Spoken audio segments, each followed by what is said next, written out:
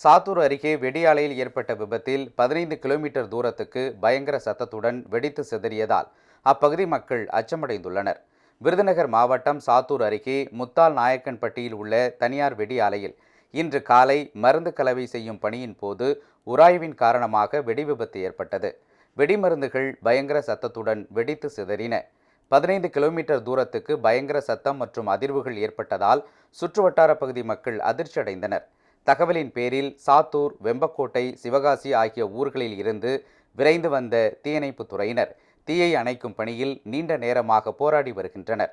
வெடி விபத்து ஏற்பட்ட ஆலையில் 40 தொழிலாளர்கள் தங்கி வேலை பார்த்ததாக தகவல் வெளியாகியுள்ளது.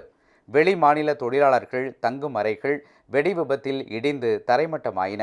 அதில் தங்கியிருந்த வெளிமாநில தொழிலாளர்கள் அலறி அடித்துக்கொண்டு வெளியே தப்பி ஓடியதாக தெரிகிறது. பலர் அலறி அடித்து தப்பி ஓடிய நிலையில் மற்ற தொழிலாளர்கள் நிலையை அறிவதில் சிக்கல் ஏற்பட்டுள்ளது. 2 மணி நேரத்துக்கும் மேலாக வெடிகள் வெடித்து கொண்டிருந்ததால் யாரும் அருகில் செல்ல முடியவில்லை. 10க்கும் மேற்பட்ட அவசர ஊர்திகள் தயார் நிலையில் நிறுத்தப்பட்டுள்ளன.